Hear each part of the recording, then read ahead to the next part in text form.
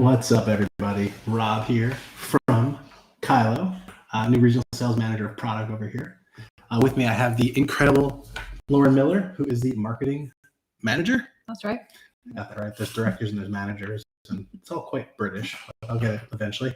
So first and foremost, we want to walk you guys through where I'm actually going through training. I am at Custom House on Albert Street, and we made a very rough cut video for y'all, and so enjoy, and then we'll come back and we'll do some introductions and talk about some products. But check out some of our handiwork. What's up, guys? It is Rob. I am standing in Kirkwall on Albert Street in front of Kyloe HQ, Custom House. Well, welcome. Let's go inside because I am quite cold. Come on. So we're in the foyer. Normally this is where the ping pong is played. You'll see that as we walk by the stairs. But as you can see, we are a global company operating in the UK with about 50 of our employees. We've got 4 in the States, including me, and another 4 in Australia, I believe.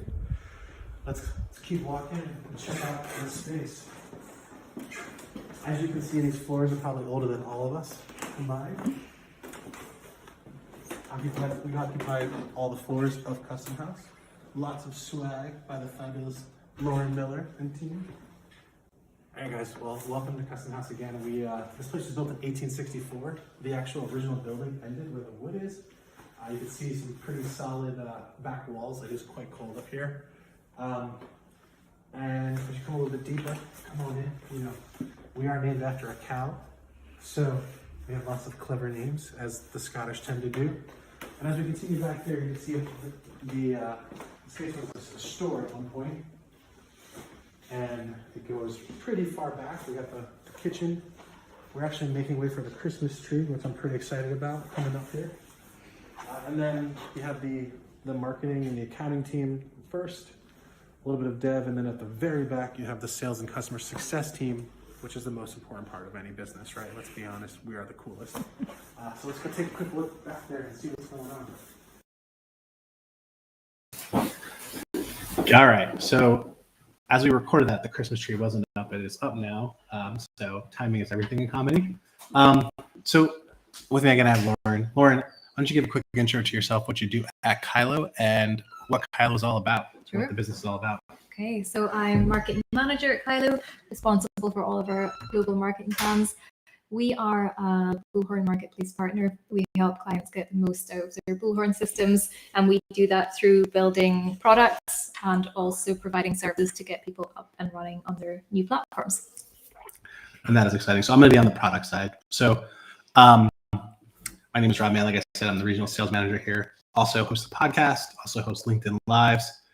This will be probably one of the only times this year that we'll be in Scotland together doing this. So just definitely enjoy it. Next time we do this will probably be, I'll be in the States and you'll be maybe sitting here in our recording booth, as we've now dubbed it, even though it's part of the kitchen and everyone hates us, which is normal for marketing, so don't feel bad. Anyway, Lauren's going to do a quick interview with me, and then we're going to jump into, I'll interview her, I'll ask her a couple questions, and then we'll move on. So Lauren, what you got for me? Cool. Okay, so you have been in Scotland for, I think it's a week since we first met in real life. You've been here for a week now, and what is your first thoughts of Orkney so far? Okay, so Orkney is really interesting. It's not as little as you think it would be. They say it's a small island in the middle of the North Sea. It's a pretty cool island. It's got a lot of history, guys. So this island is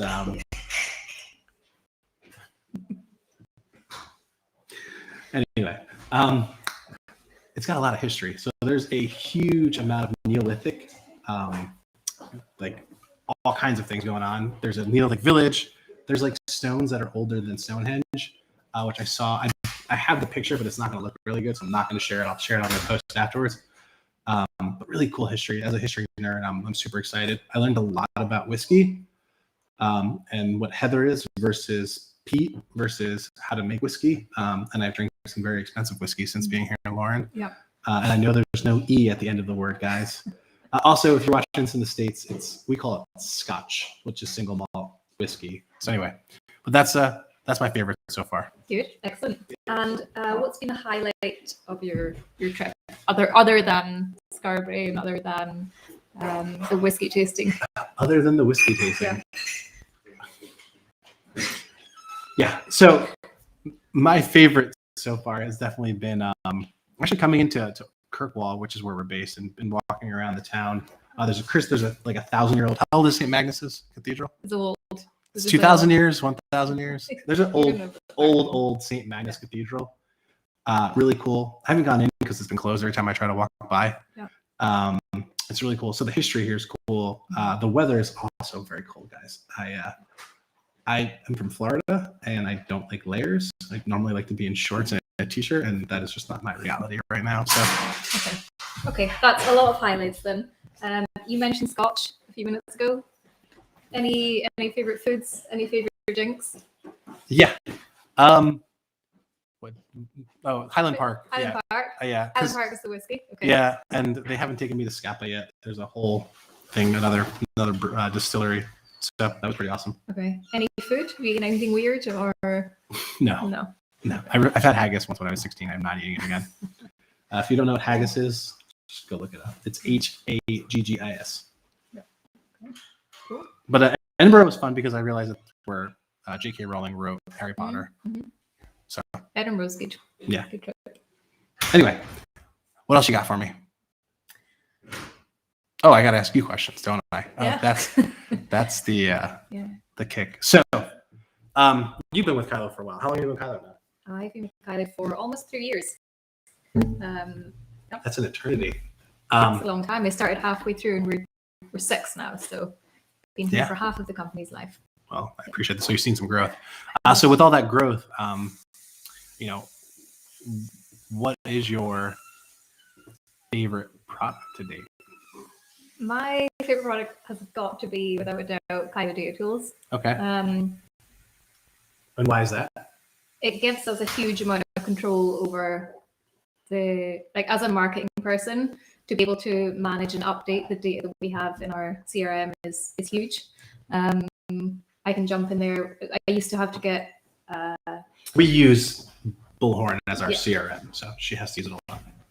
I do use it a lot. And previously, when I wanted data updates done, we had to run this through our services team, who are amazing, but things can take a little bit longer when it's a team of people making updates. Now I can jump into Data Tools and make the updates myself in a matter of minutes. Yes, and so you got to think about it, right? Like you work for a tech company. The tech company's developers are supposed to make money for the company doing development things that they charge for. So getting them to do non-revenue things always goes very much to the end of the burner, which is why, cheers to everyone who demos software and whose demos account are in special shape as opposed to the real product. So as a data nerd, right?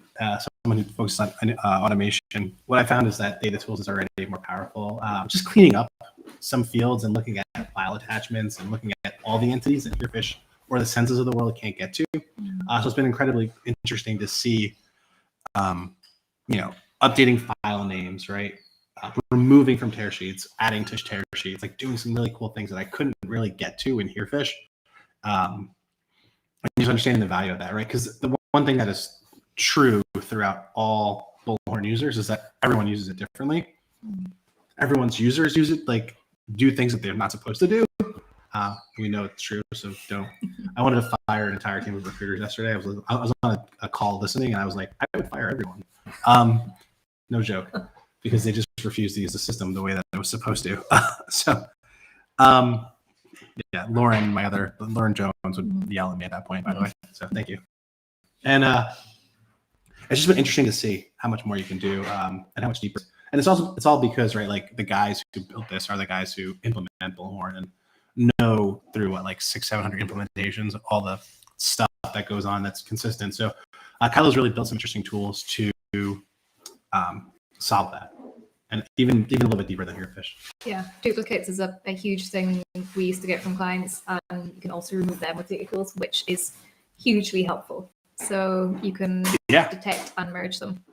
Yes. By the way, if you have a lot of dupes and you're in the US, call me. I'll be your Ghostbusters. Because those are going to haunt you. We had so one of the interesting use cases, just kind of one of my customers when I was a Bullhorn rep had 1 million candidates, had these weren't dupes, but think about this. They had 1 million candidates. Half of them had no phone number and email. So when the recruiters were in the system trying to find candidates to call for a job, half the people they found had no contact information. Yeah. Right? Yeah. And so we used Herefish to archive them, which is something Herefish can do really well. Mm-hmm. But imagine if you had you ran a search, or if you were like let's say you're like the back office team and you're running searches for Lauren Miller, Rob Mann, and there's 10, mm-hmm. right? And 4 of them are dupes. It's kind of the same idea where you just have this huge amount of data that you think could be useful. It's just really not. So yeah. I used to say when I would do videos for Herefish, it's not how many, it's no longer about how many candidates you have in your CRM. It's also if you think about building communities, which I'm really big on right now, and studying, you have a community or you have a podcast, right? You have viewers. It's not how many people listen to it. It's great and you can sell marketing off of that.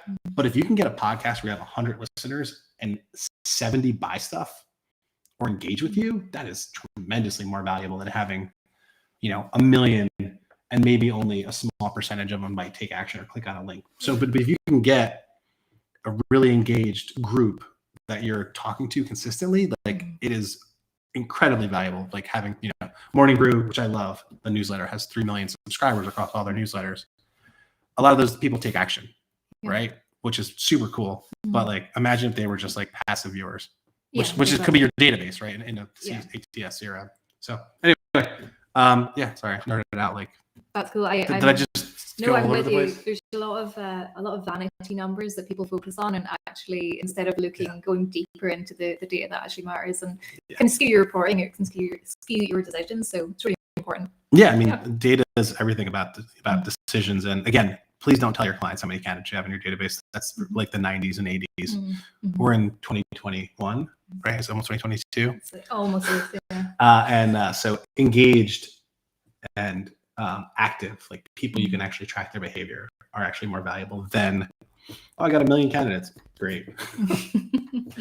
That's not relevant right now. That's not the conversation that we're having. If you are having that and you're making money, obviously most staffing companies are right now, cool. But fix that for the next 5 years because it's going to be competitive soon. Because all you guys are making a ton of money, and you're going to have to continue that. So there's going to have to be some ways to do that. And you're going to have to some strategy because it's not going to be the free for all it is right now. Mm-hmm. Yep. Cool. Okay. Right. I'm going to ask you now. Oh, well, thank you. You've been learning all about our products. You knew all about them before you started, but you've been kind of getting a bit of a deeper insight this week since you've been with us. So. Mm-hmm. What has surprised you about Kyloe's products since you joined that you maybe didn't know before? Okay, so definitely interesting. The data tool stuff was fascinating. So from a couple of things. So from where I used to sit, I used to create. So I did locum tenens staffing, guys, which was healthcare, physician temporary. One of the companies I work with refused to work with VMSs, and then another one did. And when you submit to a VMS, you got to do a whole bunch of things. So one of the things I'm really excited about, and it's not just for healthcare, but you have this tool where you can create the packet. So if you're an IT or anything that does VMS, where you have multiple files that might be in the Bullhorn record that need to get merged into one and then get submitted into the VMS with the candidate, there's a tool that does that. So I used to spend at least 45 minutes. And I'm pretty clumsy, so I would mess the file up and I'd have to redo it and make it a PDF again and then redo it. It's a lot nicer when all the information you enter into Bullhorn flows into one doc. It becomes a PDF, and then all the the licenses, all that stuff gets merged into another, and then all gets merged into one big package for you. And it might take you 10 clicks to something that took me 30 to 45 minutes. So that is a game changer. So anyone with VMS business, it's hey. If your recruiters are not calling people because they're doing, again, creating that package is close to the dollar, right? So it's important. But if you can just program it, have it synced, and then shipped without, wasting all that time, it's incredible. Yeah. So we see clients who are putting out loads of. That was our HR person who was non-compliant with our request to be quiet in the front. Come on, HR. Bye. See you tomorrow. 5. Yeah, so we see clients who are turning out huge amounts of documents every day to send to their clients. And just by merging these down into one packet to send over, it makes the whole process a lot smoother, frees up a lot of time. Yeah, well, yeah. I mean, so again, you always want to work close to the dollar, right? Mhm. So if the dollar is getting that packet submitted to whatever, then you do it because you want that candidate, that person to go to work, right? Yeah. Conversely, though, if you can get back on the phones and 5 clicks, okay, like package submit it. Okay, now all that stuff close to the dollar is done, and I was a lot faster. Yeah, and it's Right. foolproof. Yeah, And and it's not going to mess up. It's branded. It's going to be correct every time, Yeah, right? and it's Which- saved in Bullhorn. It's better than me doing it because humans are going to make mistakes. Let's be honest. So just foolproof it, right? Yeah. Which is, I think, marketing. Like Lauren's going to do for all the marketing stuff. She's not going to let me have any control. It's just going to all be done for me. Can try. Which, thank Yeah. you. Yeah, and so that part, and then the other thing is kind of like keeping with the branding idea, right? So if you in locums, we didn't necessarily have to do this. Like it had to look good, it had to be pretty clear copy and then compelling to like get your doctor to work. If it wasn't a VMS job, but we weren't branding resumes at that point. I think they might be now, the company I work for. But if you want to have control over your brand, right? You can actually format it pretty easily. So I love CV formatter where it's like, again, every time it's going to be the same. Every time you're going to be able to edit it, you have some controls. But like I think CV formatter and doc merge are really kind of like, if you are branding your resumes, it's probably going to be something you want to use. Yeah, even with CV formatter though, if you want to have anonymously branded CVs, so no branding at all, but plain but neatly formatted, Mhm. you're going to get that with CV format as well. Okay, Which is good. makes sense. Yeah. Okay, so obviously you are in Scotland now, but you're leaving us at the end of this week. You're going back to the US, and we're very excited to have you over there. She wants me out of the office, is what you just said. I don't know if you guys heard that. The subtlety. You got to read between the lines.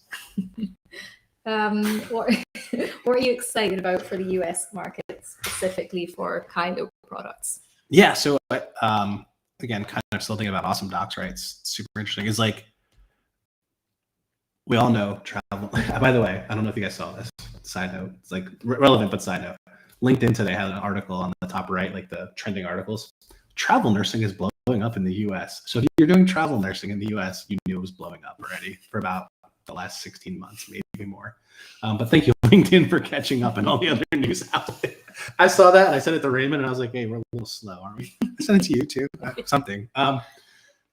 So for healthcare in particular, and it's funny that HR just walked out and I said compliance, right? They need to be compliant. So I think what the kind of the overall trend of Awesome Docs is that it's really good at creating consistency and kind of the guardrails to make sure everything is consistent. So there's some tools in Awesome Docs that play really nice with Bullhorn credentials that are going to allow you to do things like, hey, just make sure that these credentials are in the packet. So if, like, let's say doc merge again, right? Like, hey, we need 5 credentials to submit this nurse, right? We see them, but maybe we need one more so we can ask them for it through there. So there's some tools now that are going to allow us to just make sure that the guardrails are there, that credentials is working proactively for you almost. So it's like, hey, if this is missing, let's send this request because this person's on the verge of being accepted to X role.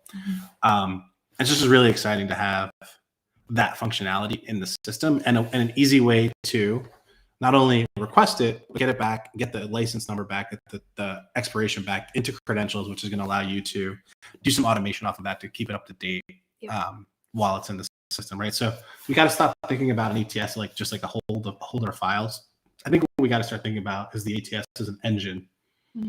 And things like Herefish, things like data tools, things like Awesome Docs, Credentials 2.0 are all part of that engine so that you're not manually doing a lot of these things. You do all the work on the front end and your recruiters reap all this time saving and just being able to have conversations, right? Instead of having to put together the packets or remember the credentials are going to expire or any number of things that I just hate doing. So yeah, and speeds up the whole process at the same time where speed is so important. I mean, especially in healthcare, right? Like, it's how many companies are there competing? If you can't differentiate yourself with speed, with delivery, with quality, with good marketing, then gonna be in trouble. So, Yeah. and I'm like in this. I'm kind of lean. I'm kind of like in the logo. I like that. Anyway, all right. So last question for you. Okay. It's been a pretty good session. Okay. Follow on social media and must read book. That's what we Okay. ask every guest on the You Own the Experience podcast. So if you haven't tuned into that, check it out. This is a hard one. She came up with some non-business ones at first, by the way, and we started laughing. I was like, no, they gotta be business. For the social one, Mhm. as a marketing person, I'm going to say Adweek. Okay. They have. Where do you follow them? LinkedIn. Okay. And they're good on LinkedIn? They're good on LinkedIn. Yeah. Okay. Yep. They do some really good, interesting. It's just a good way to keep up with interesting campaigns, that type of thing. Things that's going on outside of your interest in industry, because I think it's always good to seek inspiration from. Yeah. If you're in marketing and you're only getting inspiration from your industry, no offense, staffing, but go to D2C or something else. Yeah, Okay. exactly. And books. So I don't have a favorite business book. oh no. What's your favorite book? Favorite book. I'm gonna say must read is 1984. 1984. Yeah. Is that no, that's not Orwell. What is it? Yeah. It's Orwell. Yeah. Really? Yeah. You're going dystopian on us? Yeah, definitely. Because I think although it's not business, it's so related to what we're going through right now. Okay. Well, yeah. With, you know, Dystopia and like weird circumstance. and the changing of. I won't give any spoilers away, but I would just read it. Definitely recommend. Okay. Yep. I think I've read it and forgotten it, or haven't read it. So- I don't think I've read it. Read it on the plane journey home. That's a good one for you. Man, there's so many books to read. I have like Lauren. So Lauren, my podcast host, Jones, and I keep asking everyone, and so like I have an Amazon cart full of like business books that I have to read now. Well, here's a non-business one for you. I appreciate that. Anyway, all right. My marketing one is always Chris Walker of Refine Labs. If you're not following him on LinkedIn or his podcast, The State of Demand Gen, you should. And then a book, I'm still reading the book on community by David Spinks, which we had a panel of community experts, Kyle Hagee from Morning Brews Accelerator, Monica Rojas from Upstream, and Vanessa Gelas from Rockval. So if you didn't catch that, it's on YouTube and it's down this LinkedIn feed or on Twitter if you want to follow me. But check that out. It's really interesting. If you want to learn how to create an engaged database, like engage your bullhorn database could be a good one to catch up with. Anyway, guys, thanks for tuning in. Lauren, thank you for hosting me and not kicking me out of the office because it was cold outside. And guys, thanks again so much for tuning in. Hope you guys have a great holiday. I will catch you guys back when I am stateside. Cheers.